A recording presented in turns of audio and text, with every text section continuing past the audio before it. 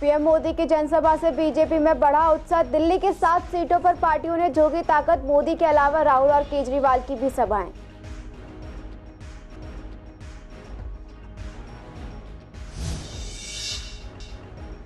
Hotel से खाना लेकर लौट रहे युवक की चाकू मारकर हत्या। सरेआम हुई हत्या से इलाके में लोगों में गुस्सा। पुलिस मामले की जांच में जुटी।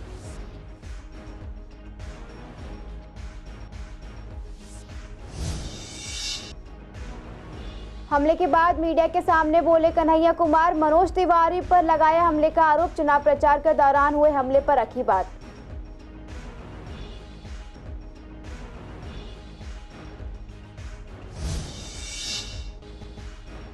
बढ़ती गर्मी से पूर्वी दिल्ली की सड़कों पर पसरा सन्नाटा। मजबूरी में ही घर से बाहर निकल रहे हैं लोग। गर्मी से बचने के लिए नींबू पानी पी रहे हैं लोग।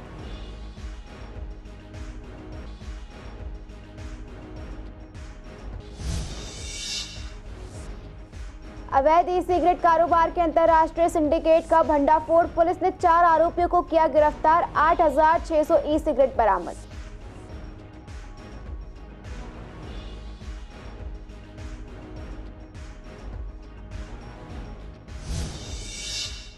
नमस्कार, आप देख रहे हैं CCN लाइव। आपके साथ मैं हूं दुर्गा शर्मा। आप सभी का स्वागत है हमारे खास कार्यक्रम पूर्वी दिल्ली खास में। बुलेटिन की शुरुआत करेंगे कुछ खास खबरों के साथ।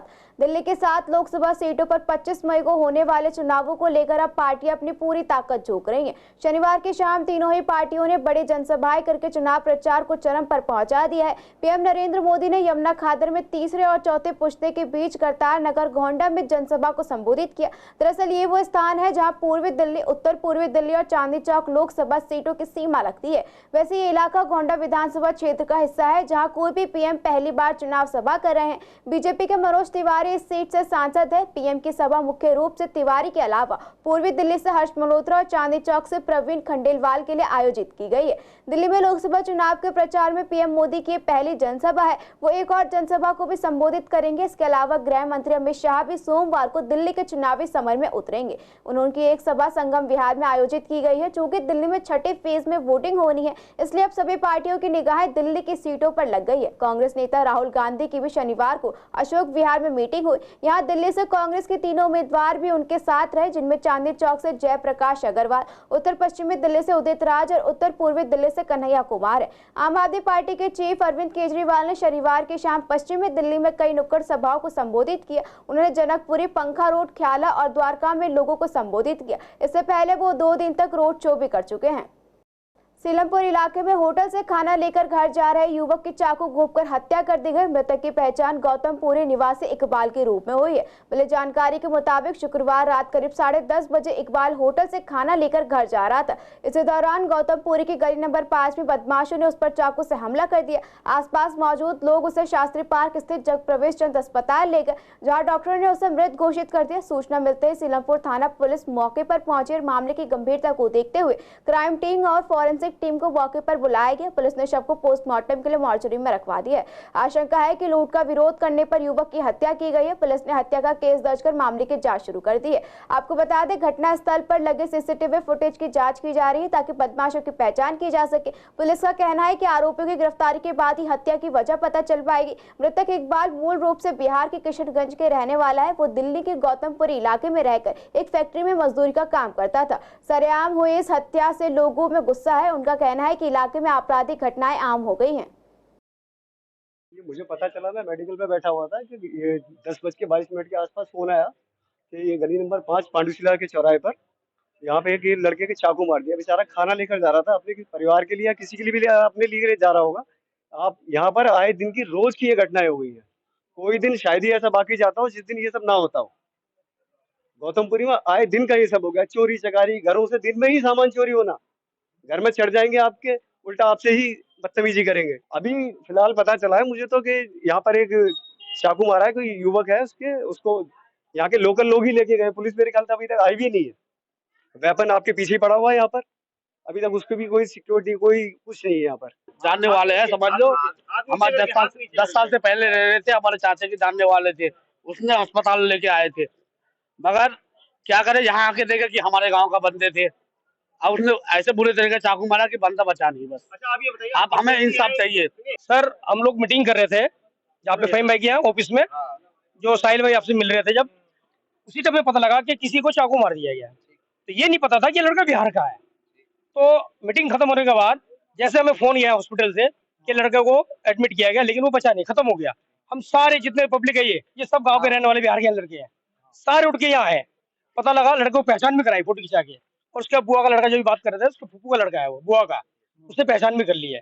और उसका सगे भाई और मामा का लड़का वो गुड़गांव में वो आ रहे हैं। क्या जानकारी मिली, क्यों मारा गया उसको? सर जानकारी ये नहीं मिली, लेकिन वो बंदा खाना लेके आ रहा था, रोड पे खाना भी पड़ा हुआ है। अभी स्पेशल स्टाफ उसकी जांच भी कर रहे हैं। दिल्ली के न्यू उस्मानपुर इलाके में 17 मई को आम आदमी पार्टी कार्यालय के बाहर उत्तर पूर्वी दिल्ली से कांग्रेस के प्रत्याशी कन्हैया कुमार पर हमला हुआ था।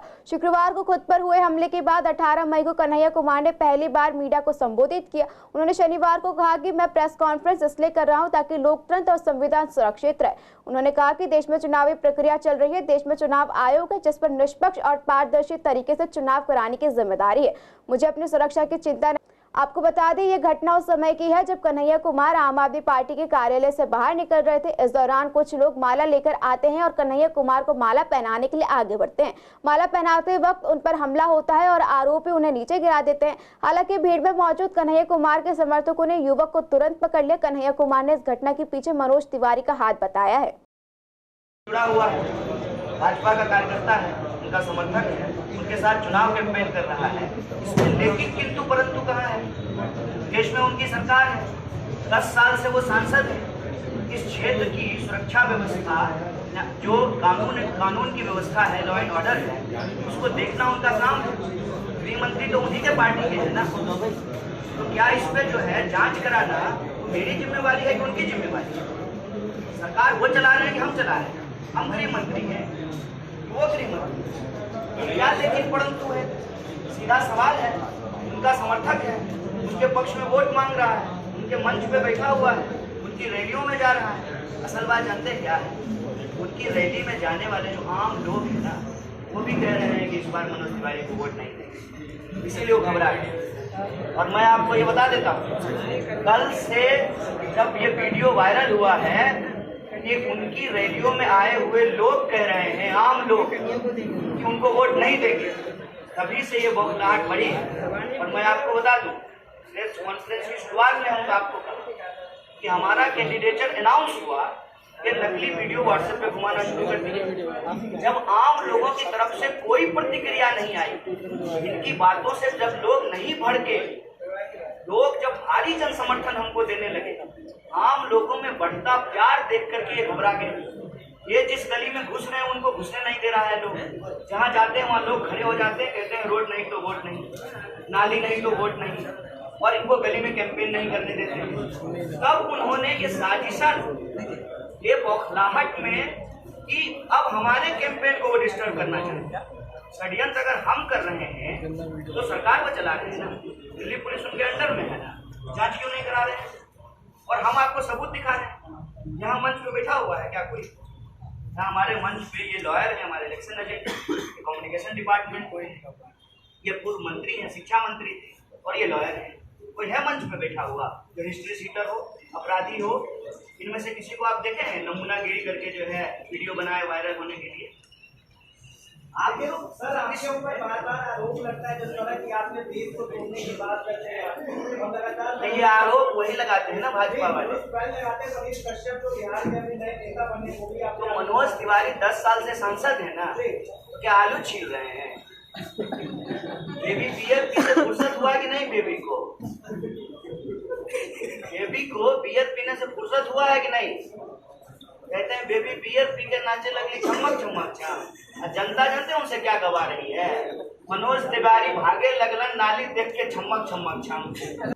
दिल्ली में बढ़ती गर्मी ने लोगों को घर में कैद रखने के लिए मजबूर कर दिया है। घर से बाहर निकलते ही सूरज की तेज किरणें चुभने लगती है, जिसको देखते हुए लोग गर्मी से बचने के लिए अलग अलग तरीके अपना रहे हैं। इसी को लेकर जब हमारी संवाददाता सोनिया शर्मा ने पूर्वी दिल्ली के लोगों से बात की तो उन्होंने बताया कि वो घर से बाहर तभी निकल रहे हैं जब बहुत जरूरी काम हो, और दोपहर के समय निकलने से बच रहे हैं क्योंकि दोपहर में ज्यादा लू चलने लगती है। गर्मी का ज्यादा असर ना हो इसके लिए लोग अपने साथ नींबू पानी और ठंडे पानी की बोतल लेकर चल रहे हैं। जब भी घर से बाहर निकलते हैं तो खुद को कवर कर निकलते हैं। बढ़ती गर्मी का असर पूर्वी दिल्ली के सड़कों पर भी नजर आने लगा है। दरअसल सड़कों पर काफी कम लोग नजर आ रहे हैं।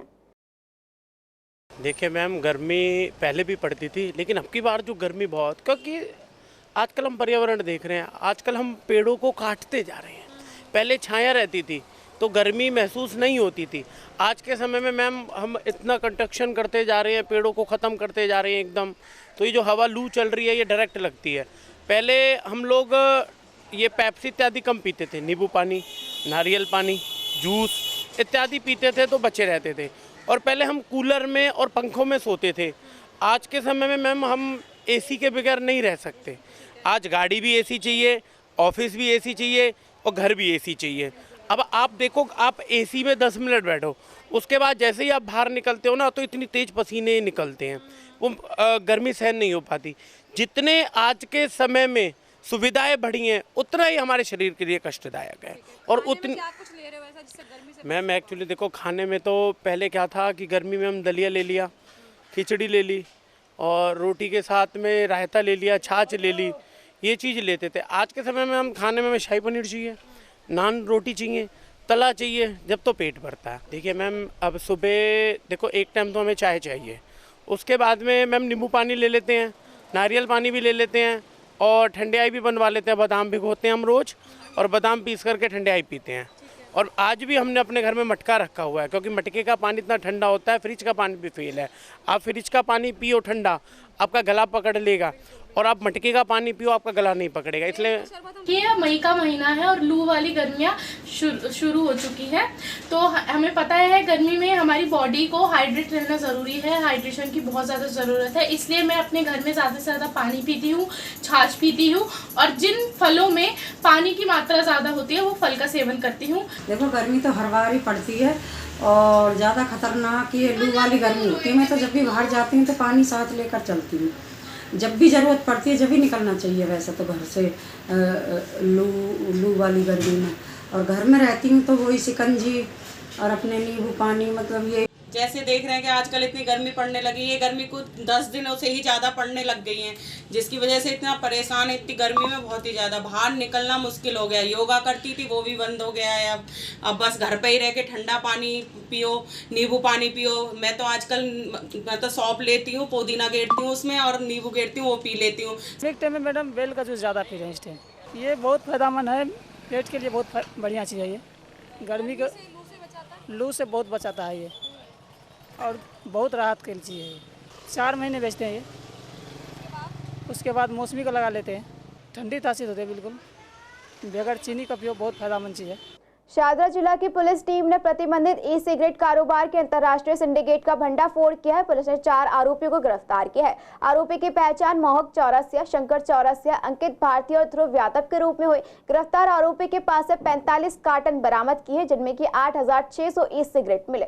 दरअसल चुनाव को देखते हुए अवैध गतिविधियों पर रोक लगाने का काम शाहदरा जिला स्पेशल स्टाफ को सौंपा गया था। स्पेशल स्टाफ को प्रतिबंधित ई सिगरेट ट्रेंडिंग रैकेट के बारे में सूचना मिली, जिसके बाद एक टीम का गठन किया गया। टीम ने चंदन नगर स्थित रिलायंस फ्रेश आउटलेट के पास जाल बिछाया। रात में लगभग 9 बजे के करीब स्कूटर पर 2 व्यक्तियों को रिलायंस फ्रेश आउटलेट के पास 4 कार्टन ले जाते हुए देखा गया। पुलिस को देखकर उन्होंने भागने की कोशिश की, लेकिन पुलिस ने उन्हें गिरफ्तार कर लिया। तलाशी लेने पर चारों डिब्बों में से कुल 400 ई सिगरेट निकले। आरोपियों की निशानदेही पर रामनगर दिल्ली से 2 सहयोगियों को भी गिरफ्तार किया गया, जिनके पास से 41 कार्टन बरामद किए गए। देश की राजधानी दिल्ली में बढ़ते तापमान ने सारे रिकॉर्ड तोड़ दिए। शुक्रवार सबसे गर्म दिन रहा। मौसम विभाग ने भी अगले 2 दिन तक लू के लिए ऑरेंज अलर्ट जारी किया है। लू की वजह से कई बीमारियां होती हैं। इसी को लेकर हमने पूर्वी दिल्ली के डॉक्टर गौतम और डॉक्टर ग्लेडविन त्यागी से बात की। डॉक्टर्स का कहना है कि लोगों को गर्मी के समय बाहर निकलने से बचना चाहिए। जब कोई बहुत जरूरी काम हो तभी बाहर निकले। इसी के साथ ही लोगों को बाहर का खाना खाने से भी बचना चाहिए। ऐसे मौसम में लूज मोशन की शिकायत काफी बढ़ जाती है और लू की वजह से लोगों की तबियत भी खराब हो जाती है। इसलिए पानी पीते रहें और बाहर जाते वक्त छाता जरूर अपने साथ लेकर जाएं। देखिए, गर्मी की जो है अभी बढ़ने की संभावना और भी ज़्यादा है, और इसलिए हमारे को गर्मी से जो है वो बचने के अपने उपाय जो है वो बिल्कुल ठोस तरीके से जो है वो कर लेने चाहिए। सबसे पहले अगर आप गर्मी से बचना चाहते हैं तो बहुत ज़्यादा ज़रूरी है कि आप अपना हाइड्रेशन अच्छा रखें, यानी कि पानी की मात्रा पर्याप्त रखें अपने बॉडी के अंदर। इसके लिए बहुत ही ज़्यादा ज़रूरी है कि जब आप घर से दिन में निकलें तो आप पर्याप्त मात्रा में पानी पी के निकलें और संभव हो तो अपने साथ जो है वो पानी कैरी भी करें।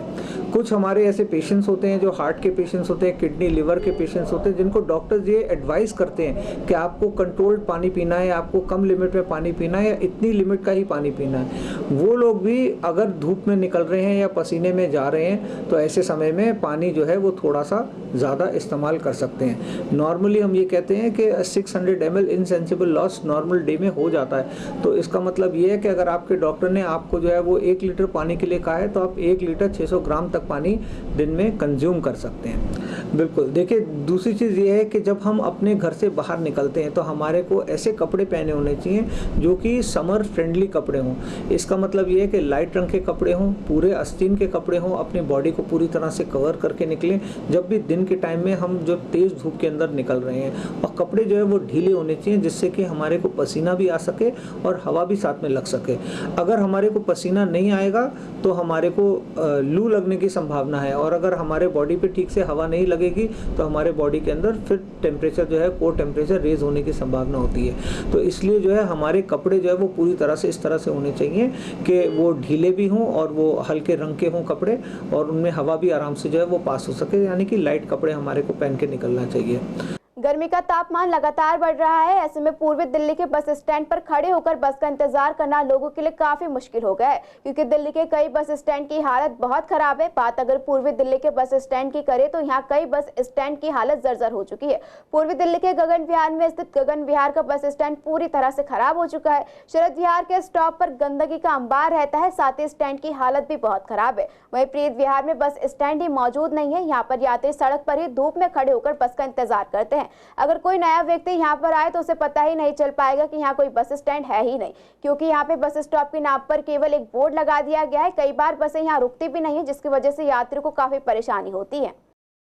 नहीं, मैंने तो किसी से पता किया है, बोले यहीं से बस मिल जाएगी, बट यहाँ पे कोई शीट्स नहीं है, कोई वो नहीं है। सिर्फ यही है कि गर्मी इतनी ज़्यादा है तो आई थिंक शीट्स चेयर वगैरह होनी चाहिए कि कोई बैठ के वेट ही कर ले अगर लेट हो जाता है तो। बिल्कुल होती है, गर्मी भी इतनी है। बस की वेट कर रहा हूँ। स्टैंड ऐसा बना हुआ स्टैंड तो नहीं है, वैसे है ओपन जैसे, मतलब जो बोर्ड लगा हुआ है छोटा सा, प्रॉपर कहीं निकल जाती है सीधी, कहीं रुक जाती है ऐसे। गर्मी वो नहीं है, वो शेड वगैरह जो बोल रहे हैं नहीं। अगर जगह स्टैंड वगैरह होना चाहिए जो आदमी शेड के नीचे आराम से वेट कर सके बस का। हाँ, बैठ सके, वेट मतलब बैठ के वेट कर सके। दिक्कत तो होगी थोड़ा बहुत, परेशानी यही बैठने की दिक्कत होती है, पता भी नहीं चलता कि स्टॉप है कि नहीं। मतलब बैठने की परेशानी हो, रोकते भी नहीं है यहाँ, और बहुत हाथ दिए जा, लेकिन जब भी नहीं रोकते। आगे जाकर रोके हैं, फिर कहते हैं भाई हम यहाँ स्टैंड तो हमारा पीछे रह गया, मतलब यहाँ स्टैंड तो बना हुआ ही नहीं, हम कहाँ रखें। हाँ, बस यही परेशानी है। हाँ, फायदा मिलेगा, तो पता चलेगा, हर एक ड्राइवर रोक के चलेगा। एक दिन में बैठ गया उस पर, लेकिन सरदार था ने रोकी नहीं, वहाँ जाकर रोकी, अरे मगर रोक, यहाँ स्टैंड नहीं है यहाँ। देश की राजधानी दिल्ली में भीषण गर्मी पड़ रही है। ऐसे में लोग अपने आप को बचाने के लिए अलग अलग तरीके अपनाकर गर्मी से बच रहे हैं। दिल्ली में मई जून के महीने में हमेशा ही गर्मी पड़ती है, लेकिन अब पारा 44 के पार पहुंच चुका है, जिसकी वजह से लोग काफी परेशान हो रहे हैं। इसी को लेकर सीसीएन संवाददाता ने कुछ बुजुर्ग महिलाओं से बात की और गर्मी से बचने के लिए नुस्खों के बारे में जाना। उन्होंने बताया कि पहले गर्मी के मौसम में ठंडी चीजों को ज्यादा सेवन किया जाता था, जैसे कि छाछ, दही, मट्ठा, जिससे पेट में गर्मी ना हो।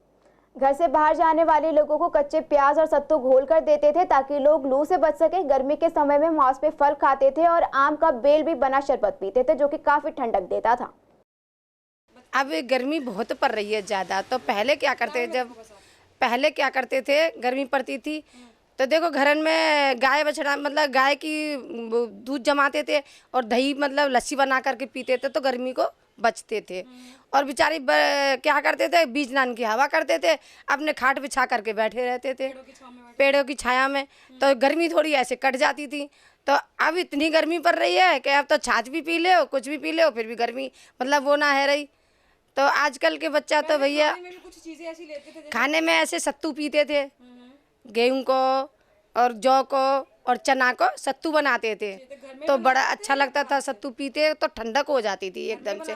गन्ना का जूस बहुत होता था गाँवों में, तो गन्ना का जूस पीते थे तो थोड़ी गर्मी शांति हो जाती थी। गर्मी जो अब पड़ रही है ना, तो पहले इतनी गर्मी भी नहीं पड़ती थी, पर फिर भी बढ़िया रहते थे, बहुत अच्छे रहते थे, बीमारी भी कोई नहीं होती थी। और अब देखो कूलर में एसी में सब में रहते हैं, फिर भी इतनी बीमारी हो रही हैं। आम का पन्ना भी पीते थे, आम का पन्ना भी बनाते थे, क्योंकि देखो गाँवों में तो बाग बगीचा बहुत होते हैं, तो खूब आम होते थे तो पन्ना बनाते थे।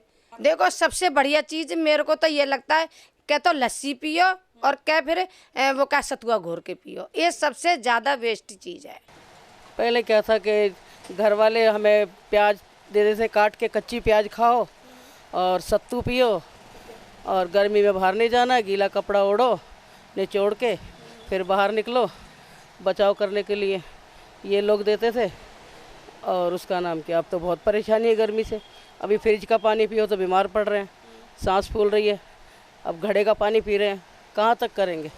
घड़े भी कोई सस्ते हैं, घड़े भी 200-300 रुपये के घड़े ला के रखा है मैंने, 200 रुपये का घड़ा। देसी इलाज, और के घर वाले देसी इलाज ही देते थे, सत्तू घोल के दे दिया और हरी मिर्च ज़्यादा दे दी खाने के लिए तल के, भाई एक टाइम हरी मिर्च खाओ, हरी मिर्च प्याज खाओ, प्याज ज़्यादा खाओ कच्ची, भाई लू नहीं लगेगी। प्याज रख देते थे जेब में, लू नहीं लगेगी। नहीं पीते ना पुराने लोग, हम लोग ही पी रहे हैं। इनको कहो तो कह रहे आटा घोल के दे रहे हैं, कोई नहीं पीता। अब वो पहले वाली चीज़ नहीं है ना, अब पहले वाली चीज़ नहीं है। अब क्या है कि उसमें आधे से ज़्यादा पानी और ढेर सारी चीनी है, अब वो चीज़ नहीं है। अब तो बीमारी का घर है, अगर हम पियेंगे बेल का जूस ना तो बीमारी का घर है। अब वो जूस नहीं है पहले वाले। हाँ तो वो है कि पानी पी के चलो, और प्याज वगैरह का भी यूज़ ज़्यादा करो, इन चीज़ों को बताते हैं ज़्यादा। या सत्तू खाओ, सत्तू के लिए ठंडा बहुत होता है। एक ये होता है गोंद कतीरा होता है, वो यूज़ करो। और गर्मी में तरबूज वगैरह, तरबूजे इनका सेवन करो, क्योंकि ये ठंडी चीज़ें होती हैं पेट के लिए। और नींबू पानी पियो, पानी की कमी दूर करने के लिए। आजकल तो ओरस आ रहा है, ओरस इतना जितना कि नींबू से बनाया है वो तो नेचुरल है ना। नहीं, आजकल जो हम पुरानी चीज़ें यूज़ करते हैं वो कारगर हैं ज़्यादा, देसी चीज़ें बहुत काम आती हैं। और मान लिया पेट खराब हो तो आप वो ले सकते हैं, इसबगोल छिलका पानी सा ले सकते हो। अगर आपको कब्ज़ है तो आप दूध के साथ इसबगोल का छिलका ले सकते हो। कई चीज़ें ऐसी हैं जो कि पेट की ठीक होती है। पूर्वी दिल्ली में सियासत के साथ साथ तापमान का पारा भी बढ़ता ही जा रहा है। लोकसभा चुनाव के लिए कुछ ही दिनों का समय रह गया है। ऐसे में उम्मीदवार तेज धूप और गर्मी में भी प्रचार कर रहे हैं। भीषण गर्मी में भी उम्मीदवार लगातार लोगों के बीच पहुंचकर उनसे मिल रहे हैं। इसी को लेकर सीसीएन संवाददाता ने पूर्वी दिल्ली से बीजेपी के उम्मीदवार हर्ष मल्होत्रा से बात की। उनका कहना है कि गर्मी ठीक है, मौसम जैसा है उसके साथ ही काम करना पड़ता है। शाम के समय जनसंपर्क यात्रा अभियान कर रहे हैं। वहीं पार्षद पंकज लूथरा ने बताया कि गर्मी का मौसम जरूर है, लेकिन काम नहीं रुक रहा है। शेड्यूल में जरूर कभी कभार बदलाव होता है। वहीं बीजेपी कार्यकर्ता का कहना है कि ना हम धूप देख रहे हैं और ना ही गर्मी, बस ईमानदारी से मेहनत कर रहे हैं। अलग अलग ग्रुप से मिलने का काम लगातार चल रहा है। गर्मी ठीक है, मौसम है जैसा है उसके साथ ही काम करना पड़ेगा। RWS की मीटिंग्स हैं, कुछ शाम के समय के जनसंपर्क अभियान है, छोटा रोड शो है, और कुछ समाज के लोगों के साथ बैठना है। ये लगातार चल रहा है। नहीं, वो लगातार फिक्स है, वो चल रहा है, उसमें कोई चीज़ बहुत ज़्यादा कोई खास असर है नहीं गर्मी का। मैं आपके माध्यम से वोटर्स को सिर्फ एक ही बात कहना चाहूँगा, 25 मई को वोट डालने ज़रूर जाएं और कमल का बटन दबा के मोदी जी को तीसरी बार प्रधानमंत्री बनाएं। हम लोगों को लगातार अपील कर रहे हैं कि वोट देने के लिए ज़रूर जाएं, ये आपका अधिकार है। आपके इस एक वोट से देश में कौन सी सरकार आती है, कैसी सरकार आती है, आपके बच्चों का भविष्य, देश का भविष्य आपके इस वोट पर निर्भर करता है। और इस बार का चुनाव देश के भविष्य का चुनाव है। इस बार का चुनाव देश की सीमाओं को सुरक्षित बनाए रखने का चुनाव है। इस बार का चुनाव देश को 2047 में विकसित भारत, मोदी जी के सपनों का विकसित भारत बनाने का चुनाव है। देखिए, बरसात या गर्मी की बात नहीं है। भारतीय जनता पार्टी का कार्यकर्ता ना गर्मी देखता है, ना बरसात देखता है, ना धूप देखता है। और वो पूरी तरीके से ईमानदारी से मेहनत से लगा रहता है। और हमारा उद्देश्य कोई चुनाव जीतना नहीं है। चुनाव हम जो लड़ते हैं अपने राष्ट्र के लिए, अपने धर्म के लिए और हमारे देश के सर्वोत्तम प्रधानमंत्री श्री नरेंद्र मोदी के चुनाव लड़ते हैं, जिन्होंने हमारे लिए नहीं, अपने लिए नहीं, हमारे आने वाले देश के, हमारे बच्चों के भविष्य के लिए सोचा, हमारे राष्ट्र के लिए सोचा, हमारे सनातन धर्म के लिए सोचा। उनके लिए हम चुनाव लड़ते हैं। और मैं समझता हूँ उसमें धूप, गर्मी, बारिश, हम भारतीय जनता पार्टी के कार्यकर्ता कोई परवाह नहीं करते और तन से, मन से, धन से भारतीय जनता पार्टी के लिए लगे रहते हैं। देखिए, भारतीय जनता पार्टी का जो कार्यकर्ता है वो किसी भी परिस्थिति में काम करने के लिए हमेशा तत्पर रहता है। और ये जो भीषण गर्मी है, ये कार्यकर्ताओं के ऊपर कोई प्रभाव नहीं डाली। हमारे कार्यक्रम जैसे पहले से शेड्यूल थे उसी तरीके से चल रहे हैं। गर्मी बिल्कुल चल रही है, इसमें कोई दो राय नहीं, मगर हम सब मिल के, हर कार्यकर्ता, सारे जो भी हम साथी हैं सारे, हम सब लोगों को यही बता रहे हैं कि आपने सुबह सुबह पोलिंग करनी है। और हमने हर जगह, हर बूथ पे एक टीम बनाई हुई है जो सुबह सुबह लोगों को निकालने में, सुबह सुबह जल्दी जल्दी निकालने के लिए घरों घरों में हम जाएंगे। देखो, गर्मी का तो असर है, लेकिन जो मोदी जी प्रेमी हैं और जो हर्ष जी के प्रेमी हैं हमारे पूर्वी दिल्ली में, वो गर्मी वर्मी बरसात सब देखेंगे, सब झेलेंगे और सब पूरी तरह से जो शेड्यूल बना हुआ है वो तो आगे चलाना ही पड़ेगा। और गर्मी में भी जितना हो सकता है वो करेंगे। सुबह शाम तो करते हैं, दिन में मीटिंगें करते हैं पर्सनल। देखिए, जब गर्मी शुरू नहीं हुई थी तब हमने 50 सोचा था कि 12 घंटे करेंगे। अब गर्मी हो रही है तो हम 14 घंटे करेंगे। गर्मी हम पे असर नहीं करती, हम 50 बहुत तेज़ी से करेंगे और कर भी रहे। गर्मी का क्या, कोई गर्मी तो आती जाती रहती है। जो शेड्यूल बना हुआ है वो तो बना ही है, उसके अलावा भी नया री शेड्यूल होता रहता है। जैसे कुछ चेंजेस होने होते हैं, अप एंड डाउन, वो तो होता ही रहता है। बिल्कुल, वो सबसे मिल रहे हैं और सारे शेड्यूल, रोड शो, अभी भी वो आनंद विहार में रोड शो करके आए हुए किया था सुबह। देखिए, हम लोग आंदोलन से निकली हुई पार्टी है, क्रांतिकारी लोग हैं। हमारे लिए क्या गर्मी, क्या सर्दी, सिर्फ इस देश का संविधान बचा हुआ है, ये देश बचा हुआ है, भाईचारा बचा हुआ है, ये महत्वपूर्ण है। हम आंदोलन से निकले हुए लोग हैं, हमारे लिए कोई गर्मी सर्दी कुछ नहीं महत्व रखती।